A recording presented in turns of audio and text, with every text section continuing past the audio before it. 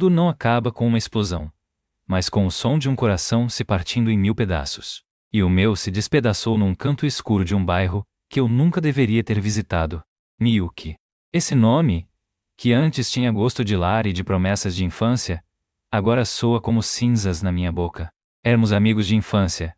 Essas duas palavras que as pessoas usam para descrever um destino compartilhado. Ela sempre esteve colada a mim, desde quando éramos crianças que mal alcançavam a campainha da portã. Crescemos juntos, respiramos o mesmo ar, e finalmente, na última noite de Natal, o milagre aconteceu. Ela se tornou minha namorada. Ou pelo menos foi isso que meu coração idiota e terno quis acreditar.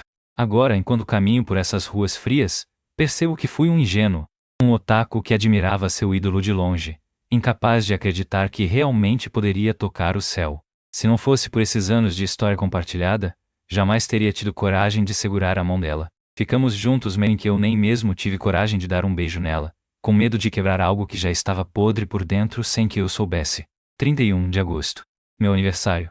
Era para ser nosso primeiro date especial, depois de oficializar o namoro.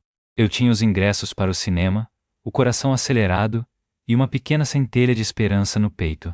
Mas então, chegou a mensagem dela. Fria, distante. Seiji. Me desculpa. Surgiu algo no clube. É impossível cancelar. Fiquei ali, sozinho, com o peso do meu próprio aniversário me esmagando. Caminhei sem rumo, tentando me convencer de que ela estava ocupada, de que eu era só um namorado paranoico. Mas meus pés me levaram àquele lugar. Um bairro de love hotels. Um lugar onde o neon pisca com uma luz suja, e as sombras escondem segredos que ninguém quer nomear. E então, eu os vi. Lá estava ela, Miyuki, minha amiga de infância, minha suposta namorada, caminhando de mãos dadas com ele. Shen Jinteng, o senpai perfeito, o loiro de sorriso fácil e olhos de cobra. O cara que não só me roubou a mulher que eu amava, mas que se preparava para me roubar a própria vida. Miyuki. Minha voz saiu como um fio quebrado. Ela parou de repente. Seu rosto, antes cheio de uma luz que eu adorava, ficou pálido, quase transparente. Mas antes que eu pudesse pedir uma explicação, o mundo ficou borrado. Um impacto seco, brutal, explodiu contra minha maçã do rosto direita. O gosto metálico de sangue preencheu minha boca instantaneamente, enquanto eu caía no chão frio. Ai, ai, ai! Gemi, com a visão girando. O que você acha que está fazendo com a minha garota, seu violento? A voz de Jinteng rugiu sobre mim, cheia de uma indignação falsa que me deu náuseas. O quê? Que história é essa? Consegui dizer, tentando me levantar. Ainda tem ar de pau de me chamar de traidor? Jinteng se aproximou, sua sombra me cobrindo por completo. Vai se danar! E você, Miyuki? Fala alguma coisa. É por ser seu amiguinho de infância que você ainda aguenta esse cara? Que bobagem. A mão que me segurou é nojenta. Não era isso que você me dizia, Miyuki? Não dizia isso enquanto dormíamos juntos? Essas palavras foram como facas enferrujadas, se retorcendo no meu estômago. Por que agora? Sussurrei para mim mesmo. Como era possível que a mesma garota que me sorria no Natal estivesse compartilhando a cama com o cara que acabara de me bater? Miyuki. Jinteng a olhou com uma frieza absoluta. Se você gosta tanto desse lixo, então, terminamos aqui. Ele, ou me escolhe. Decide agora. Ela começou a tremer. O choro brotou dos seus olhos como uma torrente desesperada. Não, por favor, não me abandona. Se o senpai me deixar, eu não consigo viver. Jinteng sorriu. Foi um sorriso de caçador que acabou de prender sua presa. Tá bom. Então explica bem alto para esse idiota entender quem é esse cara. É só um ex-namorado stalker que não aceita que foi deixado? Um cara cruel, horrível e violento? Miyuki desviou meu olhar. Seus lábios tremeram, mas as palavras que saíram deles foram um golpe final, mais doloroso do que qualquer soco de Jintengo. Me desculpa, Seiji. Não consigo mais ficar com você. Na escola também. Por favor, não fala mais comigo. Nunca. Esse foi o dia em que minha realidade se partiu. Cheguei em casa como um fantasma com o rosto inchado e a alma vazia. Minha mãe me recebeu com um sorriso que murchou, ao me ver. Voltou cedo, Seiji? Não quer almoçar? Não consegui responder. Subi para o meu quarto e me deixei cair na cama. Fiquei ali por dias. O tempo deixou de ter sentido. O sol nascia e se punha. Mas para mim, só existia a escuridão do meu teto e o eco constante da voz de Miyuki me chamando de stalker. Caí num estado de choque profundo. Cada vez que fechava os olhos, o mesmo sonho se repetia: o soco de Jinteng, o desprezo de Miyuki e a sensação de que o chão sumia debaixo dos meus pés. E então precisei voltar para a escola. Se eu pensava que a dor privada era ruim, o escrutínio público foi um inferno vivente. Os rumores tinham se espalhado como um vírus. Jinteng não só tinha me roubado a namorada, mas tinha usado sua influência para me transformar no vilão da história. Caminhar pelos corredores era como atravessar um campo minado. Os sussurros eram constantes, afiados como navalhas. Olha, é ele, o amigo de infância que virou stalker. Que nojo. Dizem que tentou bater nela quando ela quis terminar. Fica longe da pobre Miyuki, monstro violento.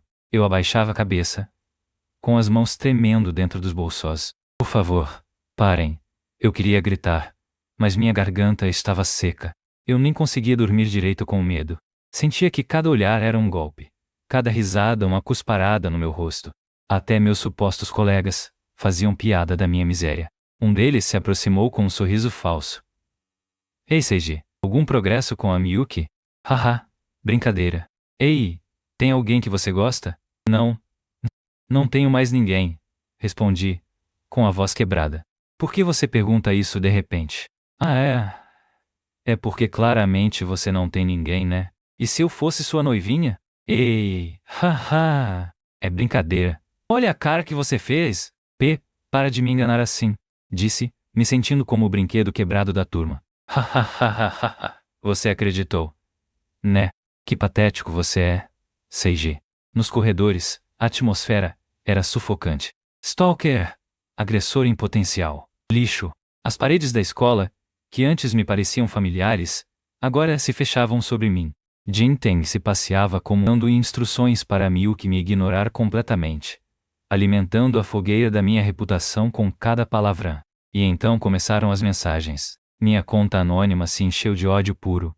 Morre. Homem violento. Lixo. Incel. Desaparece desse mundo. Eu olhava para a tela do meu celular, e as lágrimas caíam sem controle. Eu não fiz nada, repetia como um mantra. Mas o mundo já tinha decidido minha sentença. Jinteng era o herói, o capitão do time de futebol. Filho de um político. Eu era só o otaku violento que não sabia aceitar um não. Em quem acreditariam? A palavra de um ídolo contra a de um pária. Em meio a esse caos, busquei refúgio no único lugar onde pensava que meus colegas me entenderiam: o clube. Mas ao chegar à porta, ouvi vozes de dentro.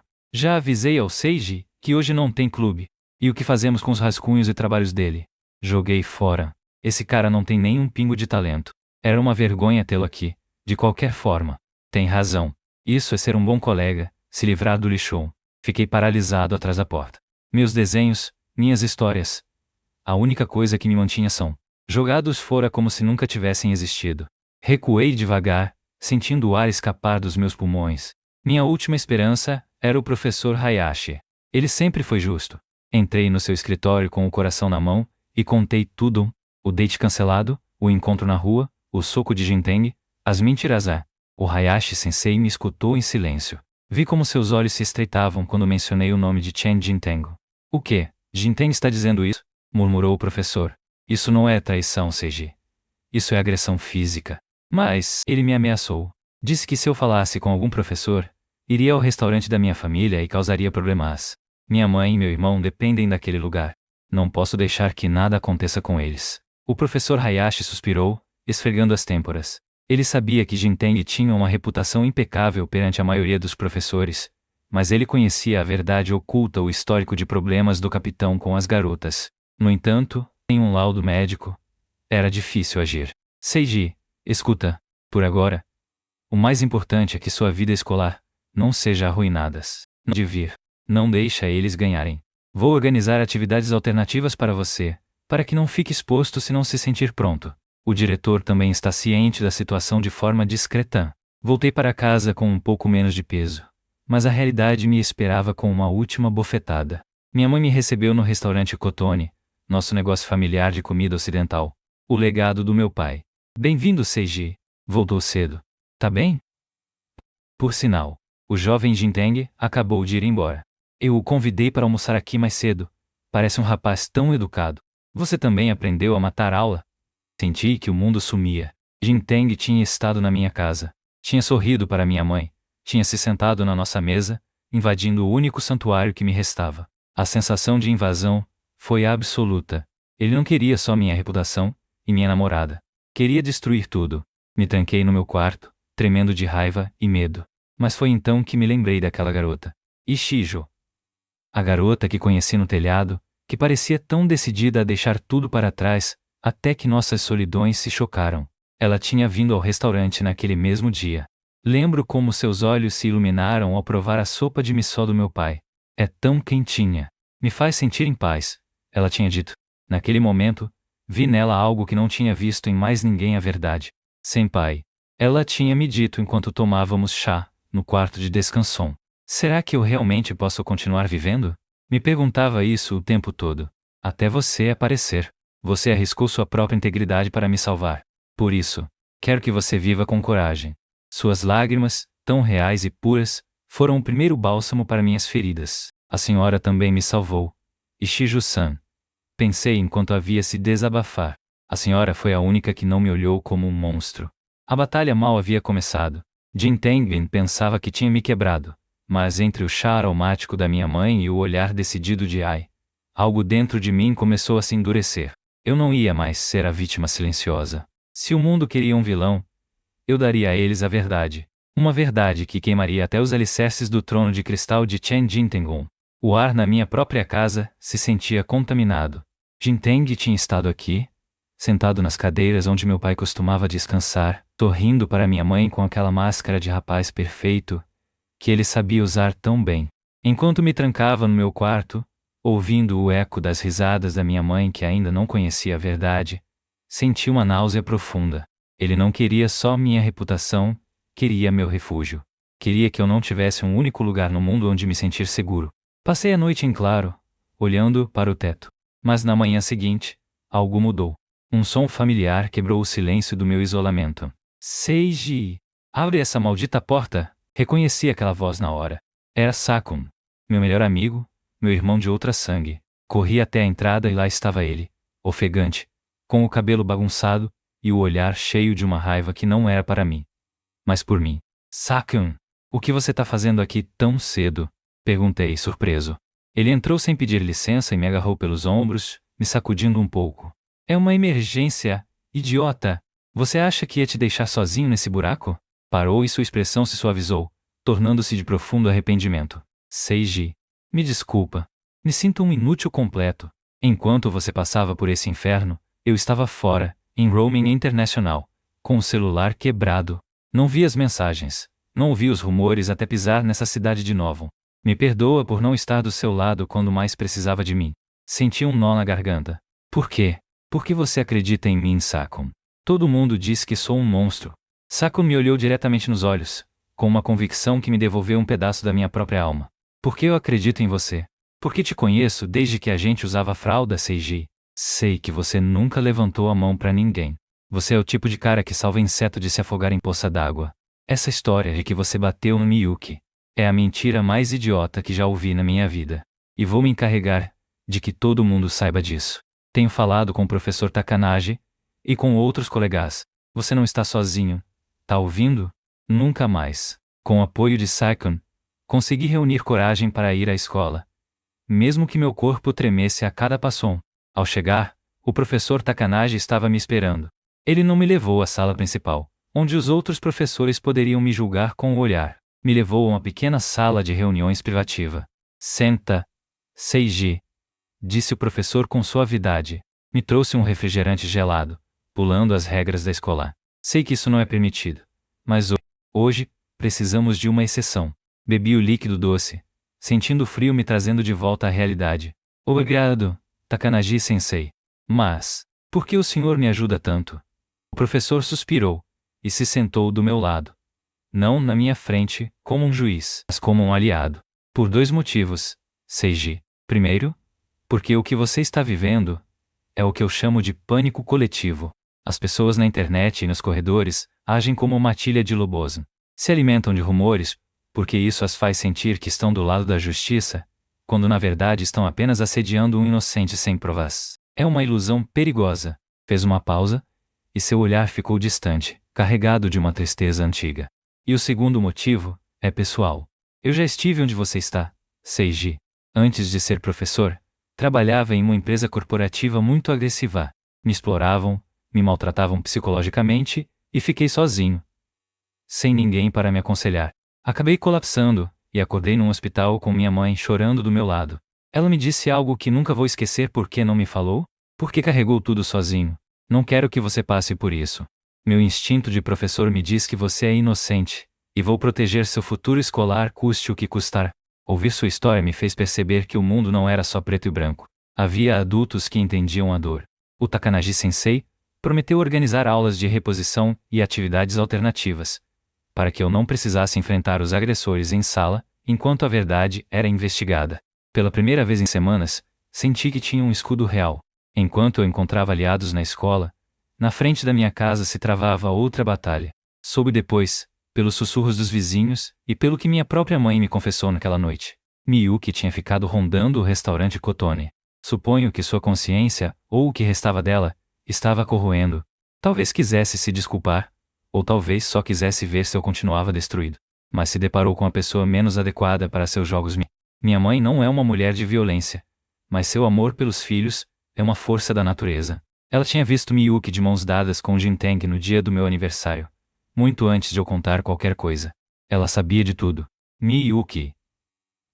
Gritou minha mãe da porta do restaurante, parando a garota de repente. O que você está fazendo escondida aí como uma criminosa? Miyuki tentou balbuciar uma desculpa, com os olhos cheios de lágrimas falsas.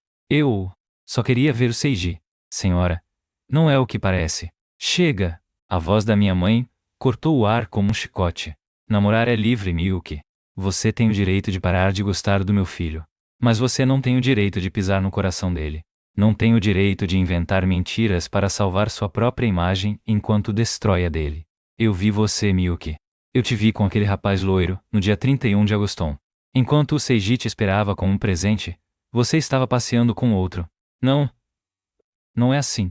Ela choramingou.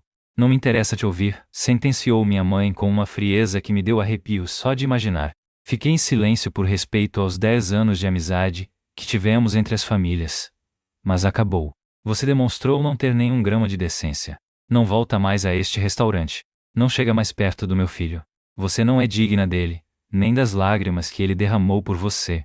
Vá embora agora mesmo e não volta nunca mais. O som da porta do restaurante se fechando com força foi o ponto final da nossa história. Miyuki saiu correndo, humilhada pela única verdade que não podia manipular.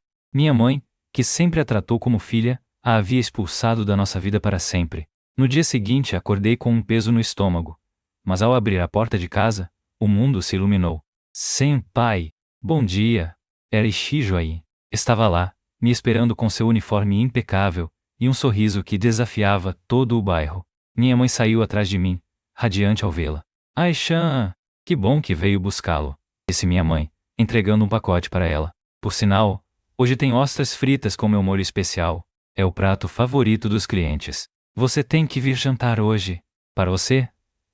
Sempre será de graça. Aishan riu, uma risada clara e honesta. Adoro ostras, senhora. Mas não posso aceitar de graça. Da próxima vez eu pago. Caminhar até a escola com ela foi uma experiência surreal. Podia sentir os olhares dos outros estudantes me queimando as costas. Por que a ídola do primeiro ano está caminhando com o stalker? Sussurravam. Mas Aishan não ligava nem um pouco. Ela caminhava ao meu lado, até roçando o braço no meu deliberadamente. Senpai, disse ela, baixando um pouco a voz mas mantendo a firmeza. Sei o que você está pensando. Você se preocupa que minha reputação seja manchada por estar com você. Mas me escuta bem, não me importa. As pessoas dessa escola são voláteis. Preferem uma fofoca nova a uma velha. Ao nos verem juntos, estamos criando uma nova narrativa. Deixa eles falarem. Deixa eles ficarem confusos. Parei por um momento, sobrecarregado pela coragem dela. Aishan, por que você faz isso por mim? Sou um pária. Ela se virou e me olhou com uma intensidade que me fez esquecer o resto do mundo. Por que você me viu quando eu era invisível? Seiji, naquele telhado, quando eu estava pronta para desistir? Você não me julgou, me salvou. E agora, eu vou te salvar. Você não é um monstro. Você é a pessoa mais gentil que conheço. E se o mundo inteiro quiser ser seu inimigo, então eu serei seu exército. Naquele momento, enquanto o sol da manhã banhava seu rosto, Senti que algo dentro de mim, algo que Jinteng pensou que tinha matado, voltava a pulsar com força. Não era mais só tristeza, era determinação. Obrigado, Aishan, disse fechando os punhos. Você tem razão. Vamos pra escola. Não tenho mais medo. Isso aí, senpai, respondeu ela, me pegando pela mão por um breve segundo antes de entrarmos pela porta principal. E não esquece das ostras fritas de hoje à noite. Isso é uma promessa. Enquanto entrávamos, vi Jinteng ao longe, cercado pelos seus seguidores no campo de futebol. Ele ria, ostentando sua posição, se achando o rei de um trono de mentiras. Vi como ele me olhava, esperando encontrar o Seiji quebrado e humilhado dos dias anteriores. Mas quando seus olhos encontraram os meus, não encontrou medo. Encontrou um desafio silencioso. Ele ainda não sabia, mas o tempo do seu reinado estava contado. Com Sakun investigando, o professor Takanaji coordenando e Aishan ao meu lado, as rachaduras em sua fachada de perfeição estavam começando a aparecer. A verdade é como a água sempre encontra uma saída, por menor que seja a rachadura. Miyuki, Jinteng. Eles pensaram que eu era só um peão que podiam sacrificar. Não sabiam que, às vezes, é o peão que dá o cheque-mate. O ar no colégio tinha mudado. Já não era aquele gás sufocante que cortava minha respiração toda vez que eu cruzava a porta principal.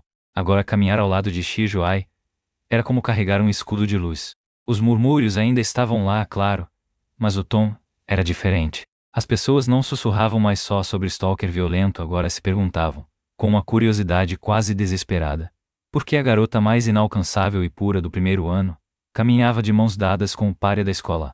Aishan tinha razão. A massa dê a ela uma história nova, uma fofoca mais suculenta, e esquecem a anterior num piscar de olhos. Ela estava sacrificando sua pureza social para me dar um respiro, e eu não ia desperdiçar esse sacrifício. Enquanto caminhávamos para nossas respectivas salas, senti um olhar carregado de veneno do segundo andar. Era Jinteng. Estava lá, apoiado no corrimão com aquela arrogância que só o filho de um político pode se dar ao luxo de ter. Seu sorriso já não era perfeito. Ter Aishan comigo era uma humilhação que seu ego de rei do mundo não conseguia processar, mas eu já não tinha mais medo dele.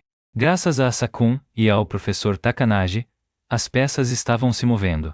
Sakun tinha passado a noite em claro, entrando em contato com ex-membros do time de futebol, que tinham sido expulsos ou silenciados por Jinteng. Descobrimos que eu não era o primeiro. Jinteng tinha um padrão: encontrava um casal feliz, seduzia a garota, destruía o rapaz socialmente, e depois descartava a garota como se fosse lixo. Essa era sua arte. Mas a arte de Jinteng estava prestes a ser exposta. Aconteceu durante o intervalo do almoço. Jinteng, acostumado a ser o centro das atenções, decidiu que era hora de dar um espetáculo. Me interceptou no corredor principal, cercado pelos seus seguidores. Olha só, mas é o nosso pequeno delinquente, disse ele em voz alta para que todos ouvissem. Vejo que arranjou um novo brinquedo, Seiji. Não bastou assustar a Miyuki? Agora vai atrás da pobre Shijo? O corredor ficou em silêncio. Todos esperavam que eu abaixasse a cabeça e fugisse, como sempre. Mas dessa vez, fiquei parado. Olhei para Jinteng diretamente nos olhos. O único brinquedo aqui, Jinteng, é a mentira que você construiu. Respondi com uma calma que me surpreendeu até a mim mesmo. Jinteng soltou uma gargalhada forçada. Ah, é? E quem vai acreditar em você? Sou o capitão, filho de um vereador. Você é só nada. Foi então que Aishan apareceu ao meu lado. Ela não estava sozinha. Atrás dela vinha o professor Takanaji e Sakun, que seguravam um tablet com firmeza. A verdade não precisa que ninguém acredite nela, Jinteng, disse Aishan com uma voz gélida. Ela só precisa ser mostrada. Sakun deu um passo à frente. Temos os depoimentos de 3 garotas que passaram pelo mesmo que a Miyuki. Temos os registros das mensagens que você enviou de suas contas anônimas assediando o Seiji. E o mais importante, temos o vídeo da câmera de segurança do Love Hotel da Rua 4. Sim, aquela que você achou que não funcionava. Dá para ver claramente como você bate no Seiji, sem que ele sequer levante as mãos. O rosto de Jinteng. Isso é mentira. Meu pai vai se encarregar de... Seu pai não pode apagar a realidade. Interveio o professor Takanaji com uma autoridade que fez os seguidores de Jinteng recuarem. Já conversei com a direção e com o conselho escolar. Violência física e assédio sistemático são motivo de expulsão imediata. Você está fora do time, e fora desta escola. O silêncio que se seguiu foi absoluto. O rei tinha caído. Seus amigos, os mesmos que antes me insultavam, começaram a se afastar dele como se fosse radioativo. Jinteng tentou gritar, tentou ameaçar, mas já não tinha mais poder. Sua máscara tinha se partido por completo, revelando o menino pequeno e patético que ele realmente era. Em meio ao caos, vi Miyuki no fundo do corredor. Estava chorando, mas não eram lágrimas de arrependimento real, eram lágrimas de alguém que percebe que apostou no lado errado e perdeu tudo. Quando Jinteng foi escoltado para fora pelos seguranças, ela se aproximou de mim. Suas mãos tremiam. Seiji, eu não sabia que ele era assim. Soluçou ela, tentando pegar na minha manga. Ele me enganou. Me disse que você era o vilão. Seiji. Por favor, somos amigos de infância. Podemos voltar a ser o que éramos. Me perdoa. Eu a olhei. Realmente a olhei. Vi a menina com quem costumava brincar no parque, mas não sentia mais nada. Nem ódio, nem amor. Apenas uma profunda pena. Miyuki, disse, retirando gentilmente meu bração. Você não foi vítima de um engano. Você foi cúmplice de uma crueldade. Você viu como me batiam. Viu como me assediavam. E escolheu rir com o agressor para se sentir importante. A gente não terminou porque o Jinteng apareceu. Terminou porque você decidiu que nossa história de 10 anos valia menos que um capricho de verão. Mas eu te amo. Ela gritou, desesperada. Não, Miyuki.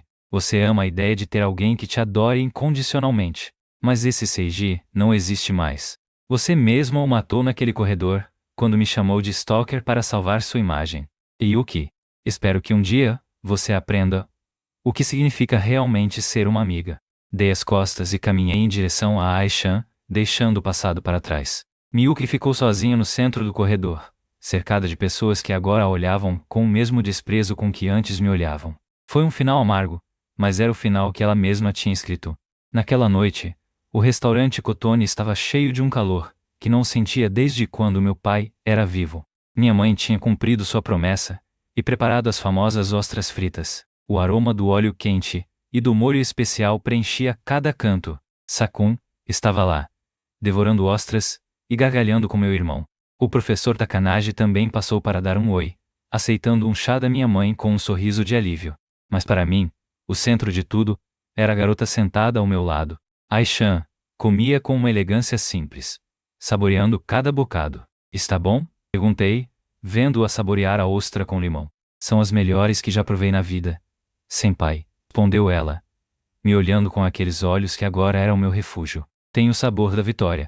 Rimos juntos. Foi uma risada honesta, daquelas que nascem do fundo do estômago e limpam a alma. Sabe, Aishan, comecei a dizer, um pouco mais sério. Tudo isso começou porque eu era covarde.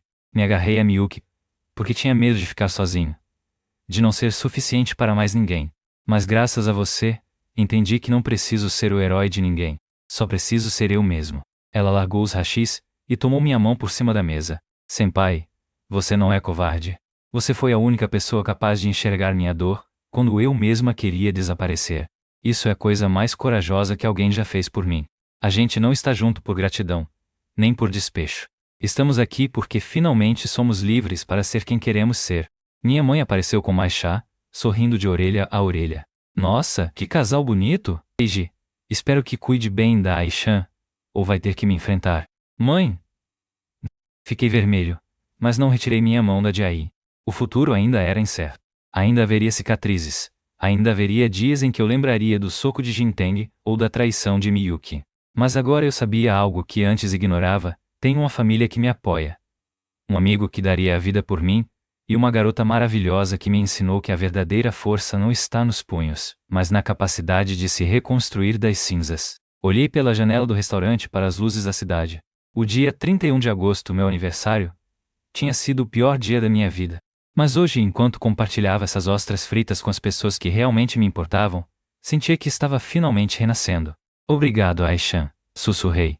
Obrigado a você, Seiji-senpai, respondeu ela, se aproximando um pouco mais. Agora, vamos terminar essas ostras. Amanhã temos muito por viver.